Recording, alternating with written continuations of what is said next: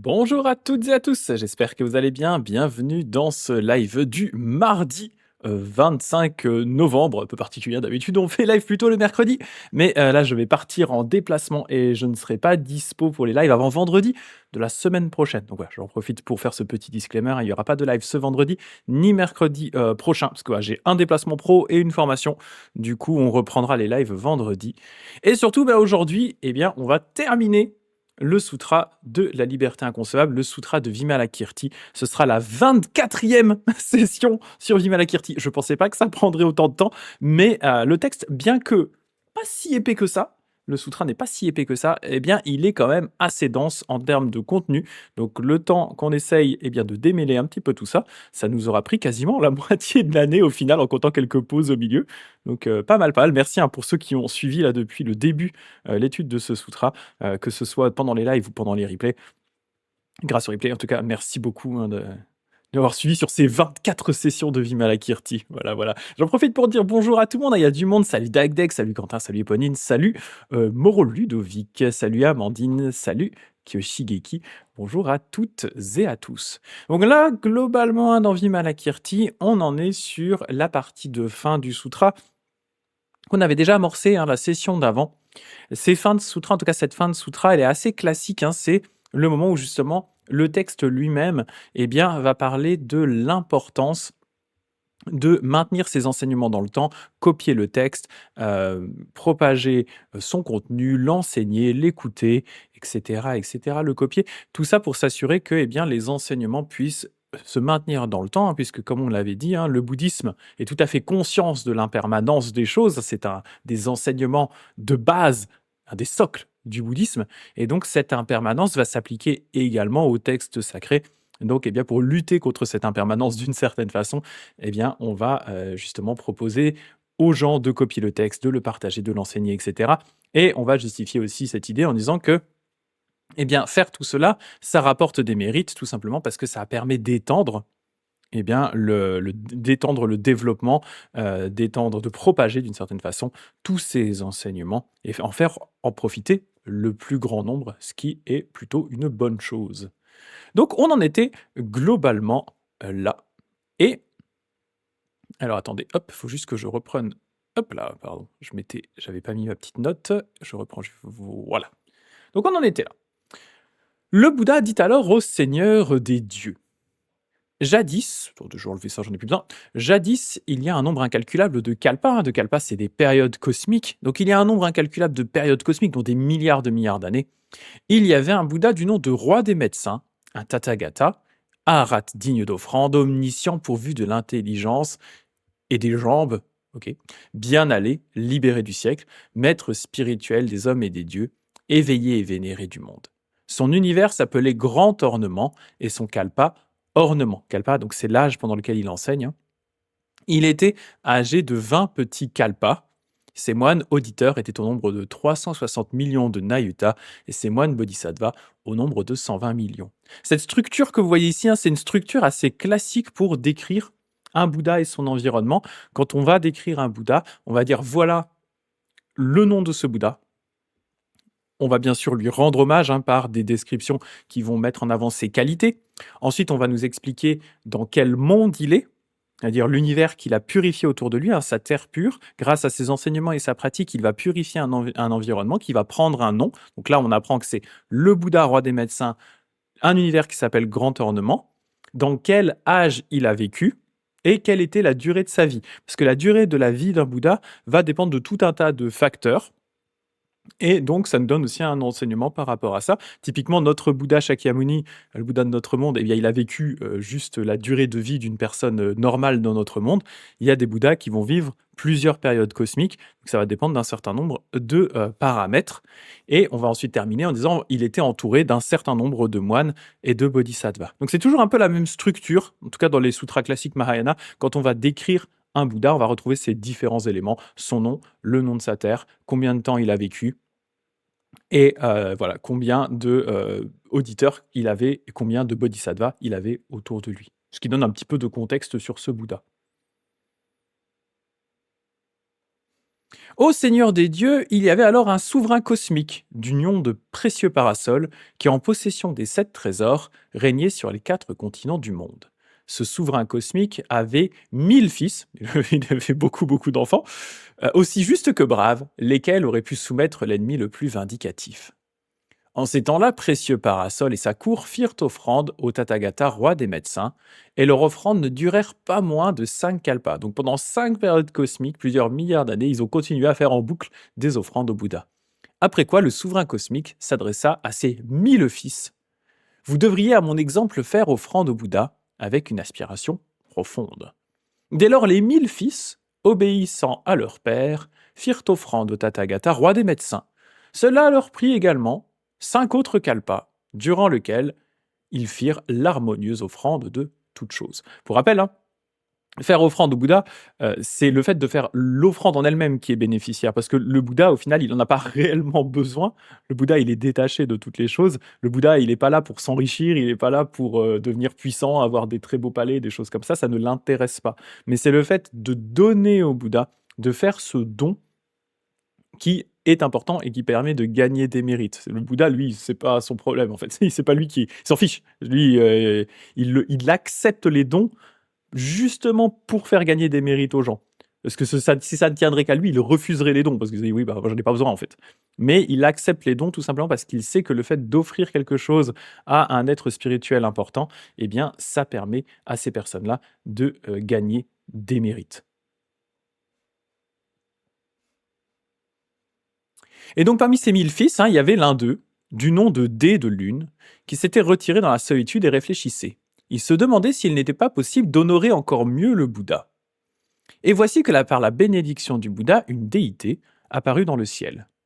Elle lui dit du coup, fils de bonne famille, dit-elle à Dé de Lune, l'offrande du Dharma est supérieure à toutes les offrandes.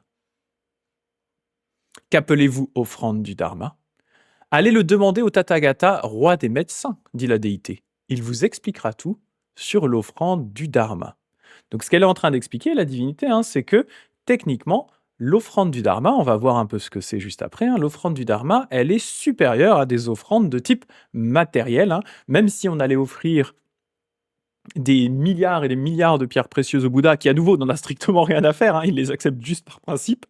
Il va ensuite les donner à tout le monde, il ne va pas les garder pour lui. L'offrande du Dharma serait supérieure. Et donc on va voir ce que c'est. Et oui, c'est intéressant la remarque de Éponine, très bonne remarque. Le sutra commence par la maladie de Vimalakirti et se termine sur un Bouddha nommé roi des médecins. Ouais, c'est le sutra qui boucle la boucle lui-même, c'est assez joli. C'est assez joli, bien vu, bien vu. Et donc, Dé de Lune, donc ce fils du fameux roi, Dé de Lune, se rendit sur le champ auprès du Tathagata, roi des médecins. Il se prosterna à ses pieds, puis se tint devant lui pour l'interroger. Vénéré du monde, dit-il, l'offrande du Dharma est suprême entre toutes les offrandes. En tout cas, c'est ce que lui a dit la déité. Mais que signifie l'expression offrande du Dharma? Le Bouddha répondit, l'offrande du Dharma, c'est l'objet même des textes profonds enseignés par les Bouddhas, objet qui se refuse à la confiance et à l'acceptation des mondains, tant sa merveille est subtile et difficile à percevoir. D'une pureté absolument immaculée, le sens de ces textes reste inaccessible à la seule pensée discriminante, car ils appartiennent à la bibliothèque des Bodhisattvas et sont marqués au sceau de la Dharani. Donc là, vous voyez bien qu'il est en train, le Bouddha roi des médecins, il est en train de faire une référence au sutra, et sous-entendu ce type de sutra. Le sutra, donc c'est à nouveau le texte qui s'auto-référence. On a beaucoup cette idée, c'est un peu ce concept du 4e mur qui est brisé vers la fin de ces sutras-là, où les sutras vont presque s'auto-référencer eux-mêmes. Là, c'est un peu le cas, même si c'est un peu sous-entendu. Ce que le Bouddha explique, c'est que effectivement, l'offrande du Dharma, c'est typiquement, c'est ce genre de texte. Des textes qui, quand on le lit comme ça, qu'on est un profane, va nous paraître complètement obscur, voire incompréhensible, qui est assez pur, qui dépasse la pensée discriminante, qui est d'ailleurs un des thèmes récurrents du Sutra de Vimalakirti, aller plus loin que la pensée discriminante, aller plus loin que l'attachement aux mots ou à ce genre de choses, car il appartient, comme il le dit ici, à la corbeille des Bodhisattvas, la bibliothèque des Bodhisattvas. Le sens de ces sutras se déroule sans jamais régresser. Ces textes accomplissent les 6 vertus transcendantes, les 6 paramitas, discernent le sens de chaque chose, obéissent aux réalités de l'éveil et dominent toutes les écritures. Imprégnés de grande bienveillance et de la grande compassion, ils sont libres de toutes les préoccupations diaboliques et de toutes les philosophies perverses. C'est intéressant parce que du coup, c'est le texte et le sens du texte en lui-même qui est déjà libre de tous ces éléments-là et qui apporte, par simple fait de son existence et le simple fait de l'étudier, toutes ces qualités-là qui sont en réalité des qualités qui sont relatives au bodhisattva. On nous parle ici des 6 vertus transcendantes que sont les qualités que cultive un bodhisattva. On nous parle des réalités de l'éveil, on nous parle de la grande bienveillance et de la grande compassion. Voilà, tous ces éléments-là, en fait, qui sont du coup des qualités des bodhisattvas, elles imprègnent le texte, puisque le but du texte est justement de transmettre ces qualités à d'autres personnes, à ceux qui vont le lire, l'étudier, l'enseigner, l'écouter, etc., etc. Ils sont conformes à la production interdépendante et l'on n'y trouve ni moi ni autre, ni être animé ni longévité. Ils sont vides, sans caractéristiques, sans souhait et sans production. Donc les textes en eux-mêmes, dans leur sens le plus profond, ils dépassent en eux-mêmes l'idée de caractéristique, l'idée de dualité, puisque ce sont des textes, et notamment ce texte ici de Vimalakirti, qui vont prêcher justement la non-dualité, qui vont prêcher la vacuité, qui vont prêcher l'absence du soi et des autres, etc., etc. Donc tous ces éléments sont à nouveau des caractéristiques de certains sutras, mais notamment particulièrement de celui-là. Donc c'est assez logique que le texte s'auto-référence sur ce point-là à nouveau. Les textes profonds permettent aux êtres ordinaires d'accéder au trône quintessentiel de l'éveil et de mettre en branle la roue des enseignements sur le réel. Les dieux et les dragons, les Gandharvas et les créatures de ce genre ne cessent de chanter leurs louanges. Donc là, différents êtres qu'on retrouve dans le folklore, on va dire, et la mythologie bouddhiste. Les dieux, les dragons, donc ici c'est des nagas, en général des êtres mi-dragon, mi-serpent, mi-dragon, mi-homme, mi-femme. Les Gandharvas, voilà, différentes créatures mythologiques qui elles-mêmes vont prêcher ce sutra, vont chanter les louanges de ce sutra-là. Les textes profonds permettent aux êtres ordinaires d'accéder à la bibliothèque de la bouddhéité. Putain, j'aimerais bien avoir la bibliothèque de la bouddhéité. Ça te dirait pas, Éponine, la bibliothèque de la bouddhéité, là, chez toi? Ça me dirait bien, ça. Ils englobent toutes les connaissances des sages et des saints et expliquent la voie d'éveil que suivent tous les bodhisattvas. Fondés sur l'apparence réelle de toute chose, ils proclament et expliquent l'impermanence, la souffrance, la vacuité, l'inexistence du soi et l'extinction dans la paix. Les textes profonds se portent au secours de tous ceux qui violent les préceptes de leur discipline. Quant aux maras, aux adeptes des voies hostiles, au dharma ou encore aux réalistes dirigés par le désir, ils sont à même de les paralyser d'effroi. Donc vous voyez à nouveau ici, il y a même cette idée que le texte en lui-même fait œuvre de bodhisattva, qu'il réalise les actions d'un bodhisattva qui se porterait au secours de ceux qui n'arrivent plus à suivre les préceptes et qui est même capable de paralyser les maras, on dit. Donc les maras, c'est le tentateur, celui qui essaye d'empêcher les êtres d'atteindre l'éveil. Et donc ce texte serait un bouclier contre les maras. Et donc vraiment, là, ce qu'on voit depuis le début de cette description de l'offrande du dharma, qui est centrée sur ces textes-là, c'est vraiment l'idée qu'un texte agit en réalité comme un bodhisattva, puisqu'il contient les enseignements des bodhisattvas, il est presque, d'une certaine façon, un bodhisattva lui-même, ce qui est une approche assez intéressante. La bibliothèque de mes rêves, tu m'étonnes. La bibliothèque de la bouddhéité, quoi. Stylé. C'est un bon nom de bibliothèque pour une bibliothèque de temple, ça. Chantés en chœur par tous les éveillés, les sages et les saints, ces textes détournent les êtres des souffrances de la mort et de la renaissance, en leur montrant la félicité du nirvana, ainsi que l'enseignent les Bouddhas de tous les espaces et de tous les temps. Ayant pris connaissance d'un texte comme celui-ci, y ajouter foi, le comprendre, le recevoir, le retenir, le lire et le réciter, recourir aux méthodes habiles, aux méthodes habiles pour l'expliquer avec discernement et en dévoiler clairement et distinctement le sens. Voilà comment l'on préserve le dharma et voilà ce que signifie offrande du dharma. Donc là, le texte est encore un peu plus clair. Vraiment, l'offrande du dharma, pour ce texte en tout cas ici, c'est de prendre connaissance d'un texte bien comme celui-ci. Donc typiquement, c'est de prendre connaissance de ce sutra. Et on les disait, non seulement de le lire, mais surtout d'y ajouter foi. Parce que si on n'y ajoute pas foi, d'une certaine façon, si on ne place pas sa confiance dans le texte, eh bien, dans ces cas-là, le texte n'aura pas de réel impact. Y placer foi, ça ne veut pas forcément dire tout accepter de but en blanc, mais c'est en tout cas partir du postulat que dans ce texte, on va trouver des choses vraies et intéressantes, le comprendre, le recevoir, et après ils expliquent bien sûr le retenir, le lire et le réciter, mais aussi recourir aux méthodes habiles pour l'expliquer. Parce que le texte a bien conscience de sa propre difficulté et de l'importance d'être capable de l'expliquer aux gens du mieux qu'on peut, voilà, avec nos petits moyens, hein. Moi, typiquement, j'essaie de le faire là, mais j'ai pas vocation du tout d'avoir été jusqu'au fond de chaque élément de ce texte, très très loin de là, hein. C'est un texte qui est très très riche, hein, ce Sutra de Vimalakirti, et c'est aussi un peu à chacun d'entre nous et d'entre vous d'étudier ce texte à tête reposée pour essayer de voir ce que vous pouvez en tirer. Mais voilà, tous ces éléments-là, hein, c'est ce que le texte appelle l'offrande du dharma. Par ailleurs, s'exercer en toute chose selon les enseignements des textes profonds, respecter les 12 facteurs du cycle de la production interdépendante, s'écarter au plus profond de toutes les philosophies inexactes, gagner la patience à l'égard du néant de la naissance, déterminer l'inexistence du moi et des autres, ne pas refuser ni contester les effets karmiques de la production interdépendante, tout en se détachant des siens. Alors, déjà là, plusieurs éléments importants du bouddhisme, hein. On a la fameuse les 12 facteurs du cycle de la production interdépendante, qui est un élément assez classique du bouddhisme ancien, toujours un peu difficile à comprendre et expliquer, plusieurs interprétations. Si vous êtes intéressé par ça, on avait fait un live dessus au tout début, quand on étudiait le texte de Walpola Raoula, l'enseignement du Bouddha. Donc vous pourrez aller voir, hein, parce que si je voulais expliquer ça, il me faudrait 1 heure juste pour celui-là. C'est assez complexe. Gagner la patience à l'égard du néant et de la naissance, hein, c'est un thème qu'on a aussi pas mal abordé dans Vimalakirti. L'inexistence du moi et des autres, ça aussi, on en a déjà beaucoup discuté, hein. C'est des thèmes qui sont beaucoup revenus dans ce sutra-là.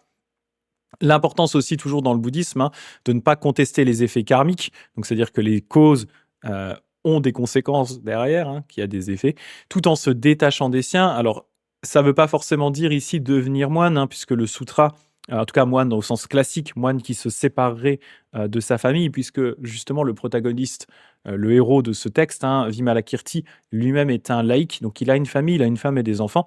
C'est cette idée de dire qu'en fait, eh bien, on peut être d'une certaine façon dans la famille, on peut vivre au milieu des siens, tout en gardant aussi une forme de détachement, c'est-à-dire en ayant conscience que, eh bien, les gens autour de nous, eux-mêmes sont impermanents, eux-mêmes sont la résultante d'une infinité de causes et de conditions. Donc, garder une forme de détachement tout en vivant avec les autres. Très difficile à faire, mais Vimalakirti, de son côté, a priori, y arrive. Et on a après une phrase que j'aime énormément, hein, qui pour moi est très importante, hein, se fonder sur le sens et non sur les mots. C'est-à-dire que quand on va lire un texte comme Vimalakirti, il est important de se baser sur le sens du texte et non pas sur les mots. Alors, les mots, bien sûr, servent de base aussi, mais c'est si on va dire il y a un doute par rapport à la véracité des mots, il faut privilégier le sens qu'il y a derrière. Tout simplement parce que eh bien, ces textes sont issus de traditions orales posées par écrit relativement tardivement, traduits multiples fois par différentes personnes qui avaient des fois mine de rien, des cultures différentes, des perspectives différentes, même aussi des visions par rapport à ce texte différentes au sein d'écoles différentes, avec des interprétations différentes.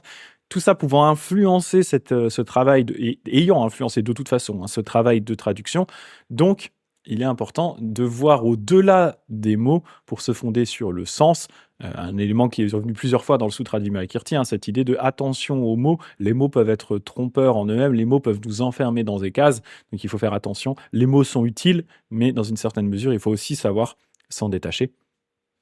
Se fonder sur la sagesse et non sur la conscience, sur ce qui est définitif et non sur le provisoire, sur l'enseignement et non sur celui qui enseigne. Ça aussi, c'est intéressant, hein, cette idée de se fonder sur l'enseignement et non sur celui qui enseigne. Typiquement, ça s'applique très bien là dans mon cas, hein. J'ai essayé de partager un certain nombre de choses sur ce texte. J'ai pu me tromper, j'y ai aussi mis forcément du mien avec mes propres limitations, mes propres biais, et cetera, et cetera. Donc tout ça, c'est transcrit aussi dans mon propre enseignement avec des énormes guillemets, mais en tout cas dans cette explication de texte que j'ai essayé de faire.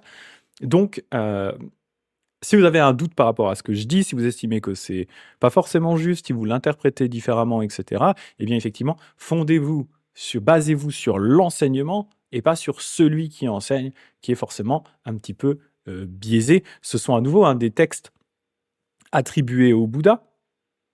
Ce sont des textes qui ont été enseignés et rédigés par des personnes bien plus savantes que moi.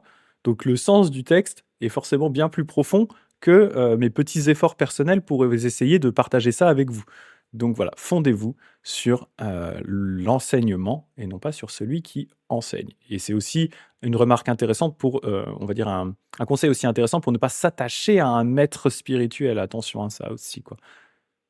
Et que gardez en tête que le but, c'est d'apprendre des choses, c'est de gagner un enseignement et de ne pas s'attacher à un maître ou s'attacher à un enseignement, à un enseignant, pardon, s'attacher à un enseignant, comme on peut le retrouver dans certaines formes de bouddhisme où l'attachement à l'enseignant est un petit peu malsain. Voilà, je dis ça comme ça.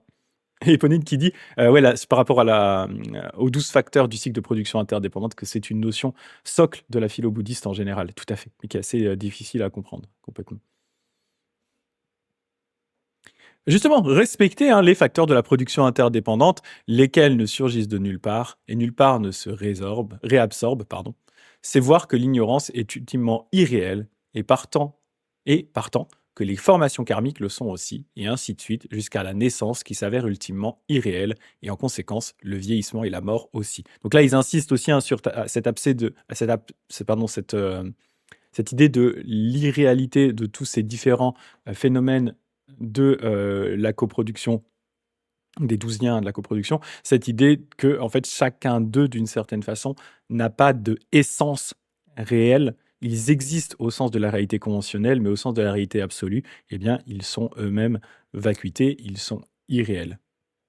Si bien qu'en voyant les choses de la sorte, on découvre que les 12 facteurs de la production interdépendante sont proprement indéfectibles. Ne plus avoir alors quelque opinion philosophique que cela, c'est bien cela qu'on appelle la suprême offrande du Dharma. C'est intéressant, c'est très Vimalakirti comme conclusion, parce qu'on a parlé là d'enseignement, on a parlé de pratique, de texte, de lecture, de récitation, etc., etc. Et à la fin, le texte, dans un classique move à la Vimalakirti, il dit au final, ne plus avoir quelque opinion philosophique que ce soit, c'est bien cela qu'on appelle la suprême offrande du Dharma. Puisqu'en fait, tant qu'on continue à avoir des opinions philosophiques définies, on continue à, d'une certaine façon, cultiver une forme d'attachement envers une idéologie spécifique, alors que la réalité va de toute façon toujours plus loin que ça. On se réenferme dans une jolie petite case, qui est peut-être une case qu'on pourrait qualifier de meilleure que la case dans laquelle on était avant, une case peut-être plus large, une case peut-être plus correcte en termes d'enseignement, mais ça reste une case. Donc on s'est réenfermé dans une case, et Vimalakirti, et c'est ce qu'il fait depuis le tout début de ce texte, enfin le texte de Vimalakirti, c'est ce que fait le texte depuis le début, son but est de casser justement toutes ces cases dans lesquelles on pourrait s'enfermer nous-mêmes, aller plus loin que ça. Les mots deviennent des cases des cages dans lesquelles on va s'enfermer à nouveau. Les enseignements vont devenir des cages dans lesquelles on va s'enfermer à nouveau. Même le concept de vacuité en lui-même peut redevenir une cage dans laquelle on va s'enfermer à nouveau. Donc Vimalakirti, son but, c'est de faire voler en éclats tous ces barreaux-là pour atteindre justement la liberté inconcevable, qui est le titre même de ce sutra, sutra de la liberté inconcevable. Donc c'est vraiment typique de Vimalakirti, ce petit move où, comme justement, après avoir passé X pages à enseigner des choses complexes, ils finissent par nous dire que la réalité, il faut juste se taire. J'ai arrêté de parler. Arrêtez de parler. C'est la suprême offrande du Dharma. C'est la même chose ici que ne plus avoir d'opinion philosophique. C'était passé tout ça. C'est ça. Oui, ça rejoint beaucoup ce que, effectivement, Eponine qui dit, ça rejoint beaucoup Kyoza Manshi Sensei. Tout à fait, ouais. Tout à fait. Ce qu'on parlait par rapport au fait de dépasser justement cette pensée discursive, dépasser, aller jusqu'au bout de ses propres compétences et connaissances, se heurter à ce mur qu'on n'arrive pas à dépasser, se rendre compte de sa propre finitude pour ensuite aller plus loin et lâcher prise par rapport à ça. Se rendre compte qu'au final, le Dharma dépasse l'entièreté de tout ça. Il y a un peu la même idée, ouais, on est d'accord, il y a un peu la même vibe. Le Bouddha Shakyamuni poursuivit son récit à l'adresse du Seigneur des dieux. Au terme de cet enseignement du Bouddha roi des médecins, le prince Dé de Lune parvint à une douce résignation quant au néant de la naissance. Il se dégagea des luxueuses soieries dont il était vêtu et les présenta en offrande au Bouddha avec ces mots. Vénéré du monde, je m'adonnerai à l'offrande du Dharma quand vous serez éteint. Ô vous qui venez de l'inciter, vous préservez le juste Dharma, que vos divines bénédictions me donnent la force de vaincre les maléfices de Mara et de cultiver les pratiques des bodhisattvas. Connaissant la profondeur de son aspiration, le Bouddha lui annonça que, lors de la période finale du Dharma, il serait le défenseur de la citadelle des enseignements. Donc, ce qu'on voit ici, c'est concrètement ce jeune prince qui, suite à cet enseignement sur l'offrande du Dharma, eh bien, développe l'esprit d'éveil et fait le vœu de devenir lui-même un bodhisattva. Il fait offrande de ses soieries au Bouddha, c'est-à-dire qu'en fait, il se détache de son statut de prince en donnant les beaux vêtements qu'il avait au Bouddha, qui à nouveau n'en a strictement rien à faire, mais qui les accepte par principe. Ce qui montre du coup le détachement du prince par rapport à justement sa vocation d'être un futur roi, et qui à la place décide de devenir un bodhisattva pour continuer à maintenir le bouddhisme, c'est-à-dire continuer à faire cette offrande du dharma quand le Bouddha lui-même sera passé en extinction. Puisqu'à nouveau, tout est impermanent, donc le Bouddha reste dans le monde un certain temps, puis va finir par lui-même passer en extinction. À ce moment-là, on se retrouve dans une période dans laquelle il n'y a plus de Bouddha dans le monde en question, et c'est la tâche des bodhisattvas qui sont encore actifs de continuer à propager les enseignements, de continuer à faire cette offrande du Dharma pour que les êtres puissent continuer à pratiquer la voie bouddhiste. Et donc, c'est vraiment cette vocation que se découvre ce jeune prince dès de lune, suite à l'audition de cet enseignement du Bouddha sur l'offrande du Dharma. Donc là, il fait vraiment ce vœu de continuer à propager le Dharma, à continuer cette offrande du Dharma suite à la disparition du Bouddha. Ce qui est une tâche très noble pour un bodhisattva. Ô Seigneur des dieux, le prince Dé de Lune entendit la prophétie du Bouddha et vit la toute pureté des choses. Gagné par la foi, il devint moine pour se consacrer au bien. Avant longtemps, son ardeur lui accorda la maîtrise des 5 pouvoirs magiques, la connaissance de la voie des bodhisattvas, les formules de mémoire et une éloquence intarissable. Après l'extinction du Bouddha roi des médecins, il recourut à ses pouvoirs magiques, à ses formules de mémoire et à son éloquence pour poursuivre et répandre les enseignements du Bouddha roi des médecins pendant une période de 10 petits kalpas. Prêcheur inlassable et enthousiaste défenseur du Dharma, Dé de Lune, en moine mendiant, convertit 10 000 milliards, combien 10 000 milliards d'êtres humains qui s'établirent dans l'insurpassable éveil authentique et parfait. 14 autres Nayutas, donc un nombre incalculable, d'êtres humains s'engagèrent dans la voie des auditeurs et des Bouddhas par soi, et un nombre incalculable d'êtres animés renaquirent dans les différentes sphères célestes. Donc là, ça nous montre le bénéfice de l'enseignement de ce bodhisattva, avec les classiques 3 catégories de pratiquants, de niveau d'évolution bouddhiste, on va dire les 3 catégories que sont les bodhisattvas, les auditeurs, donc les pratiquants du petit véhicule, et les Bouddhas par soi, sachant que dans ce texte, on est encore dans cette idée que les êtres, en tout cas a priori, sont déterminés plutôt par une, ou en tout cas vont aller naturellement vers une des catégories, une de ces 3 catégories, là où le Sutra du Lotus nous explique à la fin qu'elles ne font qu'un, elles mènent toutes à la voie des bodhisattvas. Donc voilà, différentes interprétations, mais peu importe. En tout cas, en fonction effectivement du niveau d'avancée spirituelle des êtres, eh bien, ils vont aller vers l'une ou l'autre de ces différentes voies, mais ce sont toutes des voies bouddhistes qui apportent des bénéfices. Ô Seigneur des dieux, qu'est-il advenu du souverain cosmique précieux parasol dont on parlait au début, là, c'est le père de Dé de Lune, pour rappel, petit rappel, c'est le père de Dé de Lune, c'est le roi. Aujourd'hui, lui-même, il est Bouddha, voilà. Le Tathagata, précieuse flamme, c'est devenu le Bouddha, précieuse flamme. Les princes, ces 1000 fils, ne sont autres que les 1000 Bouddhas de la bonne ère, dont le premier fut Krakukanda et le dernier Rusika, quelque chose comme ça. Quant au moine Dé de Lune, c'est moi, voilà. Enfin, pas moi Greg, moi le Bouddha, Bouddha Shakyamuni. C'est le Bouddha Shakyamuni lui-même qui, à force, c'est Dé de Lune qui, à force, est devenu lui-même le Bouddha Shakyamuni. Voilà, au Seigneur des dieux, l'essentiel de ce qu'il faut savoir sur l'offrande du Dharma, offrande suprême entre toutes, incomparable et absolue. Je ne suis pas le Bouddha, arrêtez. Non, ce n'est pas un twist, je ne suis pas le Bouddha. Au final, le Bouddha, c'était moi. En mode Scooby-Doo, là, j'enlève mon masque. Au-dessus, t'as ma permanente de Bouddha, comme ça. Non. Même si on deviendra tous des Bouddhas à la fin. Ouais, voilà, exactement. Nouveau twist. Moi, je suis exactement comme Eponine cette idée. Nouveau twist. Nous sommes tous le Bouddha. Exactement. Et là, on enlève tous nos masques et on est tous les Bouddhas. Exactement, exactement. Amazing. Exactement. En conséquence, au Seigneur des dieux, il convient de faire au Bouddha l'offrande du Dharma. Voilà la conséquence de tout ça. Hein. Il convient de faire, effectivement, de pratiquer cette offrande du Dharma. C'est ça qui est important. Et pour terminer, on a un petit chapitre 14 qui est assez court. Hein. C'est le dépôt du sutra.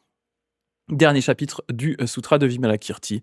Le Bouddha s'adressa alors au Bodhisattva Maitreya. Bon, Maitreya qui passait par là. Ces réalités de l'insurpassable éveil authentique et parfait que j'ai rassemblées au cours d'incalculables dizaines de millions de kalpas démesurés, on peut même plus compter à ce stade-là, hein, ô Maitreya, voici qu'à présent je te les confie et les transmets. C'est bien ce type de sutra parfait qu'il te faudra, pendant la période finale du Dharma qui viendra après l'extinction du Bouddha, répandre et proclamer à l'aide de tes pouvoirs spirituels par tout le Jambudvipa. Donc cette idée à nouveau de l'impermanence des enseignements, les enseignements vont finir par disparaître peu à peu, et pendant la période finale du Dharma, c'est-à-dire vraiment ce moment où les enseignements ont tellement été éloignés de la vie du Bouddha Shakyamuni qu'ils ont fini par se dégrader. On n'a plus vraiment d'enseignants très capables. On est très loin de la période de la vie du Bouddha. Tout est parti en cacahuète.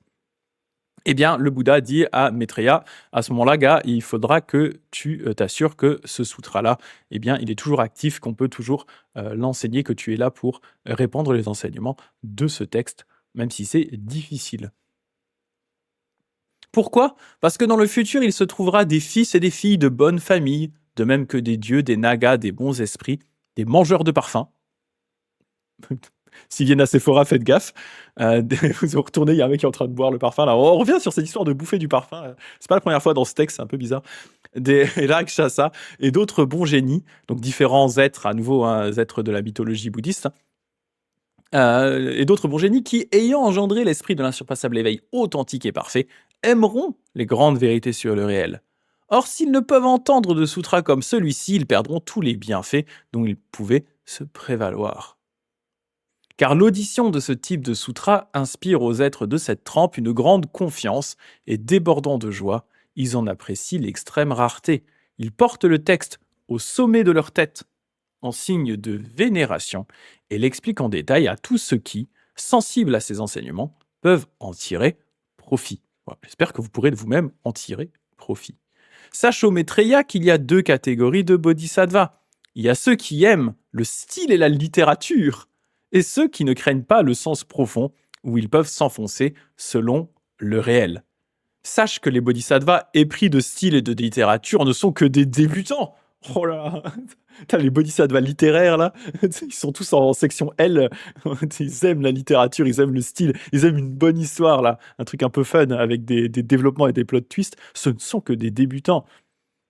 Mais les autres, ceux qui ne redoutent pas les textes abyssaux, immaculés et insaisissables comme celui-ci, Po se lève toute chatte, et Po qui s'est senti visé. Et pour elle se sent direct insulté par le sutra là. Ouais, c'est bon quoi, j'aime la littérature aussi. On peut aimer l'un et l'autre. On n'est pas obligé de choisir, je suis désolé. On peut aimer les textes avec des semblants d'éléments de littérature, voilà. Mais on peut aussi aimer le sens profond. En plus, pour le coup, Vimalakirti, je trouve que c'est un texte qui navigue bien entre ces deux parties. Parce qu'il y a autant des éléments un peu de littérature, des éléments assez intéressants d'histoire, de narration, assez fun à lire. Vraiment, tout le début de l'histoire de Vimalakirti, c'est ça, quand il sort des buissons pour aller clasher les gens. Mais il navigue entre ça et des enseignements très profonds. Et vraiment, les chapitres s'alternent. Il y a des chapitres qui sont, entre guillemets, assez faciles à lire et d'autres qui sont très denses en termes d'enseignement. Donc, il contient les deux. Donc, je vois pas pourquoi, d'ailleurs, il clash un peu les pauvres bodhisattvas qui aiment la littérature. On a le droit. On a le droit, d'accord, ok. Mais les autres, ceux qui donc ne redoutent pas les textes abyssaux, immaculés et insaisissables comme celui-ci, et qui peuvent s'y plonger après avoir s'y plonger, avoir l'esprit purifié, rien qu'en l'écoutant, le recevoir, le retenir, le lire et le réciter, tout en pratiquant ce qu'il enseigne, sache au Maitreya que ces bodhisattvas-là sont des pratiquants de longue date. Voilà. Moi je dis, on n'est pas obligé de choisir. Mais il y a par ailleurs deux choses qui empêchent les bodhisattvas débutants de se décider pour ce qu'il y a de plus profond. Donc c'est quoi un peu ces obstacles qu'on aurait? D'une part, ils craignent les sutras profonds qu'ils entendent pour la première fois, ils doutent de leur sens et ne peuvent les respecter. C'est d'ailleurs d'autant plus le cas avec ce type de texte qui contient certains passages assez paradoxaux, voire qui peuvent paraître aller à l'encontre de ce qu'on s'imagine dans le bouddhisme. Toutes ces discussions qu'il y a eu par rapport notamment à la pureté et l'impureté, le texte va assez loin sur ces concepts-là, puisqu'à nouveau, le but de ce texte, eh bien, c'est de casser un peu les cases dans lesquelles on aurait tendance à se mettre, les barrières qu'on aurait tendance à se créer pour aller plus loin et toujours plus loin. Donc effectivement, un certain débutant qui lit ce texte pourrait se dire: «Ouh là, attends, qu'est-ce qu'il dit le texte là? Là, c'est bizarre ce qu'il dit». Il y a vraiment des passages qui sont très bizarres dans Vimalakirti.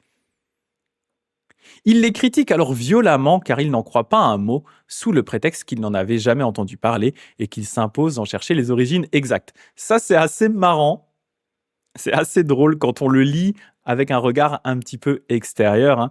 Pour rappel, il y a toujours cette discussion concernant l'attribution des sutras Mahayana, même des sutras au sens très large, hein. Le bouddhisme étant une religion qui s'est développée d'abord à l'oral, qui a fini par être couchée par écrit bien tard par rapport à l'époque où les sutras ont été prêchés. Et il y a toujours d'autant plus cette polémique par rapport au sutra Mahayana tel que celui-ci, un sutra du grand véhicule, puisque eh bien, les pratiquants du Theravada, du petit véhicule, du véhicule des anciens, considèrent que tous ces textes-là eh bien, sont des faux, sont des sutras apocryphes qui n'ont jamais été prêchés par le Bouddha, et que seuls les sutras, la corbeille du Theravada, auraient été réellement prêchés par le Bouddha, même si à nouveau, hein, ce sont des textes qui auraient été transmis à l'oral pendant plusieurs centaines d'années avant d'être posés par écrit. Donc, voilà, il y a toujours cette petite polémique, et quand on connaît cette polémique et qu'on lit ce type de passage, hein, il les critique violemment et n'en croit pas un mot sous le prétexte qu'il n'en avait jamais entendu parler et qu'il s'impose d'en rechercher les origines exactes. Origines qui, des fois, vont se perdre un petit peu hein, dans l'histoire.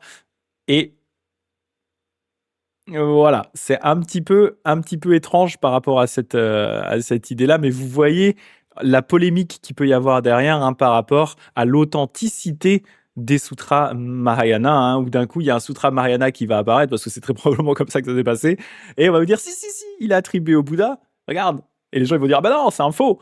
Et oui, parmi le tas, il y en a des faux. Il y en a où on sait très clairement que ce sont des sutras apocryphes. Euh, donc voilà, le sutra est en train d'essayer de se protéger par rapport à toute cette polémique. Un peu comme il peut, quoi. Voilà. D'autre part, il n'ose approcher, honorer et vénérer ceux qui préservent, retiennent, comprennent et enseignent un sutra profond comme celui-ci, à moins qu'ils n'en cherchent tout bonnement les défauts. Donc ils vont encore pire que ça, ils vont carrément essayer d'aller clasher le texte, quoi. Ils vont au clash. Voilà deux choses auxquelles les bodhisattvas débutants se blessent et qui les empêchent de contrôler leur esprit lorsqu'ils entendent des enseignements profonds. Ça va les perturber.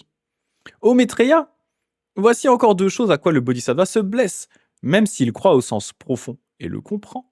Deux choses qui l'empêchent de gagner la patience à l'égard du néant et de la naissance. D'une part, s'il méprise les bodhisattvas débutants et ne cherche pas à les instruire.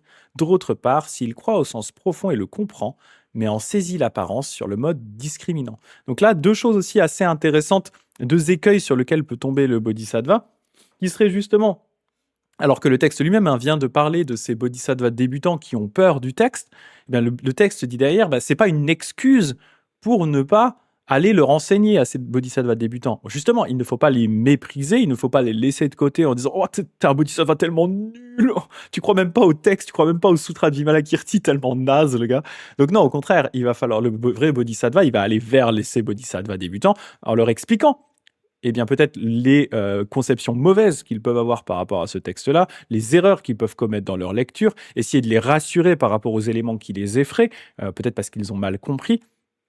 Voilà, il va chercher à les instruire, mais de l'autre, le texte est toujours en plein dans cette logique de Vimalakirti, et il va leur dire, attention, l'autre écueil, c'est l'inverse, ce serait d'accorder trop d'importance au sens du texte, et le saisir sous le mode discriminant, c'est-à-dire à nouveau s'attacher d'une certaine façon à la lettre des enseignements plutôt qu'au réel sens profond, se refaire une carapace grâce à ce texte-là et rester figé dedans au lieu de se servir du texte pour casser les carapaces. Voilà. Et à nouveau, n'écrasez pas des tortues entre deux plaques, ça emmène dans des enfers bizarres. On en avait parlé la dernière fois déjà. À ces paroles, le bodhisattva Maitreya dit au Bouddha: Vénéré du monde, voilà qui est inouï. Je vous obéirai au éveillé et me tiendrai loin à l'écart de ces mauvaises choses, en préservant avec vénération les réalités de l'insurpassable éveil authentique et parfait que vous avez rassemblé, vous qui venez de l'inciter au cours d'innombrables calpas démesurés. Et si dans le futur il se trouve des fils et des filles de bonne famille qui aspirent au grand véhicule au Mahayana, je leur remettrai ce texte en main propre et leur insufflerai assez d'attention et de mémoire pour qu'ils puissent le recevoir, le retenir, le lire et le réciter, afin de l'expliquer par le menu à d'autres êtres encore. Donc si vous vous baladez dans une FNAC et que le vendeur vous tend spontanément le sutra de Vimalakirti sans que vous ayez rien demandé, possiblement votre vendeur FNAC est Maitreya sur le moment. Gardez ça en tête.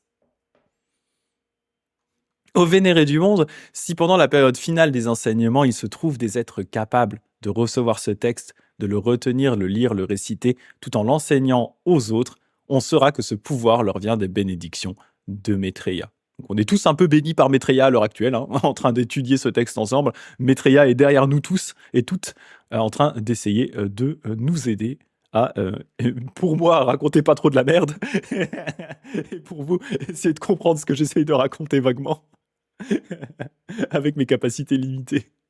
Bravo, dit le Bouddha, bravo, Maitreya. Tes paroles ajoutent à la joie de l'éveillé. Tu me rends joyeux, Maitreya. Tous les bodhisattvas s'adressèrent alors au Bouddha en joignant les mains. Nous aussi, clamèrent-ils, quand le Tathagata se sera éteint, nous répandrons par les royaumes et les terres des divans de l'espace les réalités de son insurpassable éveil, authentique et parfait. Nous instruirons tous ceux qui enseignent le Dharma et leur procureront ce sutra. Tout le monde va faire tourner le sutra. Alors les 4 grands rois célestes déclarèrent au Bouddha: Vénéré du monde, partout où il se trouvera des êtres en possession de cet ouvrage, il est là, pour le lire, le réciter, le comprendre et l'expliquer, que ce soit dans les villes ou les villages, les montagnes, les jungles ou les déserts. Nous emmènerons nos officiers pour ensemble écouter le Dharma, nous rendrons chez les êtres, les assisterons et les protégerons. À 100 yojanas à la ronde, nul ne pensera à profiter d'eux en cachette. Donc on est aussi protégé par tout plein de dieux grâce au pouvoir de ce sutra. Voilà. S'il y avait des esprits bizarres dans votre maison, normalement, ils ont été dégagés grâce au sutra. Au passage, on ne peut pas. C'est un bouclier. Le sutra fait office de bouclier. Il vous donne une protection, protection spirituelle +3. Voilà, c'est un artefact magique. Le Bouddha dit alors à Ananda: reçois et retiens ce sutra, toi qui as une grosse mémoire, hein, et propage-le partout. Certes, dit Ananda, j'en ai déjà reçu et retenu l'essentiel. Vénéré du monde, quel en sera le titre? Ô Ananda, dit le Bouddha, ce sutra a pour titre les enseignements de Vimalakirti, qui est le titre sous lequel la plupart des gens le connaissent, hein, les enseignements de Vimalakirti, et encore l'accès au réel dans la liberté inconcevable, hein, qui est le titre du coup qui a été mis ici, un sutra de la liberté inconcevable, les enseignements de Vimalakirti. Quand le Bouddha eut achevé de prononcer ce sutra, le maître de maison, Vimalakirti, Manju Sri Shariputra Ananda et les autres, de même que les 2 grandes congrégations des hommes, des dieux, les grandes congrégations des hommes, des dieux et des titans, exultèrent d'avoir entendu ces enseignements du Bouddha. Les ayant reçus avec foi, ils les pratiquèrent avec vénération. Ainsi s'achève le sutra de Vimalakirti. Oyo Tsukare Samades, merci pour votre grande fatigue. Merci d'avoir suivi ça pendant 24 sessions de Vimalakirti. C'était incroyable. La fin est bien, hein, franchement, la fin est absolute cinéma, que dit Pauline, exactement. Et la fin, elle se développe, c'est assez intéressant. Tout est intéressant, de toute façon, dans ce sutra-là. À nouveau, c'est un texte qui coûte pas très très cher. Il est très facilement trouvable, voilà, un peu partout. Enfin, si vous pouvez le commander dans votre librairie classique, il est aussi dispo sur Fnac, Amazon et compagnie. Voilà, en tout cas, il fait pas partie de ces sous-tracks qui sont en rupture de stock permanente, qui ne sont plus édités, etc. Il est facile à trouver. Donc voilà, si ça vous a intéressé, bien sûr, je vous encourage à l'acheter, le lire de votre côté, hein, comme le texte lui-même vous encourage à le faire. Et c'est aussi ça montre aussi le soutien qu'on peut avoir pour les textes bouddhistes, et ça encourage les éditeurs à continuer à produire, à fournir ce type de texte, à éditer ce type de texte. Et encore merci aussi bien sûr au traducteur, hein, Patrick Carré, qui a fait un super boulot, hein. Franchement, ce texte, il est vraiment, je le dis à chaque fois, mais vraiment très lisible. Il y a aussi à la fin voilà, un petit dictionnaire des termes techniques qu'on retrouve dedans. Ils peuvent vous aider si vous avez un doute sur le sens d'un terme. Voilà, c'est un petit glossaire technique, hein, il est très bien fait. Donc voilà, je vous encourage à l'avoir chez vous, à le lire, à l'étudier, comme le sutra lui-même vous encourage à le faire. Voilà. Est-ce que vous aviez des remarques pour terminer, hein, ce petit stream? Je ne sais pas encore ce que je vais faire par la suite. Je sais qu'à terme, on va étudier la marche vers l'éveil, probablement, et on a peut-être des petits sutras plus légers qu'on pourrait ou plus courts qu'on pourrait étudier avant, d'ici la fin de l'année. Ce qui va être un petit peu embêtant, c'est que bah, du coup, bon, il y a les vacances de Noël, je ferai sûrement une petite pause. Après, je pars au Japon vers mi-janvier pendant 2 semaines, donc je serai pas du tout dispo parce qu'en plus, je serai enfermé pendant une semaine dans mon temple pour la suite de ma formation de moine. Ensuite, je vais partir au Japon pendant 1 mois entre mars, fin février même, fin février et fin mars, dans un peu plus d'1 mois. Donc voilà, ça va être pas mal, les lives vont être pas mal découpés là sur la fin d'année, début d'année prochaine. Donc je vais voir sur ce qu'on fait, est-ce que je fais plusieurs petits textes que je cale justement dans les moments où je suis dispo? Je ne sais pas encore. Donc je vais voir ce que je fais, je vais avoir le temps d'y réfléchir. De toute façon, comme je disais, il y aura pas de live mercredi de la semaine prochaine vu que je serai pas dispo. Donc ça me laisse le temps de réfléchir un peu à tout ça. Voilà, c'est pour redonner un petit peu de contexte par rapport à pas mal occupé moi l'année prochaine, début d'année prochaine. Et Bonine qui dit: «C'est un très bon texte pour les pratiquants modernes, mais il nous rappelle beaucoup le banquet de Platon dans la forme, ce qui le rend très accessible à des occidentaux de par sa narration fournie, comparé à d'autres sutras qui sont plus brutes de pommes dans le, délivrement des enseignements». Oui, je suis d'accord, il y a un peu cette idée-là, c'est vrai que bizarrement, ça fait penser à certains textes de Platon. L'Alcibiade même, par exemple, moi j'aime bien Alcibiade pour de mêmes raisons. Alcibiade, c'est un texte qui est assez narratif, il y a des enseignements, mais il y a pas mal de narration, il y a le côté assez fun, dans Alcibiade, la discussion entre Platon et le jeune Alcibiade qui s'y croit, et Platon qui va un peu le casser par rapport à ça, dans le même niveau que Vimalakirti va casser un peu nos préjugés par rapport à beaucoup de choses et nos propres croyances. Assez récent, ouais, tout à fait. Et Ponine qui dit: «Ce qui est intéressant avec le sutra du Vimalakirti, c'est qu'il n'a pas influencé d'école particulière en Chine». C'est ça, malgré sa popularité. Par contre, il a eu un gros succès auprès des milieux intellectuels chinois. Sa teneur philosophique et dramatique a séduit les aristos et les bourgeois chinois. Ouais, c'est ça, ça m'étonne pas. Mais effectivement, il fait pas partie de ces canons, enfin de ces textes vraiment piliers d'une tradition spécifique, comme peut l'être le Sutra du Lotus avec les écoles Tiantai et Tendai, comme peut l'être par exemple le Sutra du Diamant, hein, avec tout ce qui va être les écoles plus orientées sur le zen, comme peut l'être les Sutras de la Terre pure pour les écoles de la Terre pure, etc. etc. Les Sutras de Mahavairocana, etc., les sutras pour le Shingon, chacun a un peu ses sutras spécifiques, et celui-là, ou le Kegon, hein, le sutra Kegon de l'Avatamsaka pour l'école qui s'appelle Kegon, Avatamsaka, Huayen, etc. Et bien celui-là, il est là, il existe, il vit sa petite vie de sutra, mais effectivement, il n'est pas le socle d'une école spécifique, ce qui d'ailleurs, dans tous les cas, aurait été intéressant si ça avait été le cas, hein, vu que son protagoniste est un laïc. Donc ça aurait pu être un sutra fondateur d'une école bouddhiste laïque, par exemple, où les maîtres sont les enseignants sont des bodhisattvas laïcs. Ça aurait pu, ça aurait pu. Mais effectivement, comme tu dis, Éponine, hein, du coup, les maîtres de maison et fonctionnaires chinois, ceux qui n'étaient pas moines, pouvaient facilement s'identifier à Vimalakirti. Voilà. Et ça leur montrait effectivement cette possibilité, eh bien, d'être des pratiquants bouddhistes de haut niveau, de cultiver le bouddhisme, tout en gardant leur vie de maîtres de maison, donc leur vie de marchands, de bourgeois, même de guerriers, etc., hein, tout en continuant à essayer eh bien de rester, de devenir un bodhisattva. Montrer qu'il n'y avait pas forcément d'incompatibilité entre les deux et qu'on n'était pas obligé de devenir moine pour être un bon pratiquant bouddhiste. C'est toujours vraiment c'est un peu le cœur de ce sutra, hein, c'est effectivement la voie bouddhiste dans son ensemble n'est pas que réservée aux moines. On peut être un très bon pratiquant bouddhiste tout en étant un laïc, donc une personne qui vit comme le commun des mortels, hein, avec une femme, avec un mari, avec des enfants, avec une maison, avec des gens, une entreprise à gérer ou un business à gérer, ou voilà, des trucs comme ça, avec des problématiques classiques. Tout à fait. Vraiment texte très intéressant.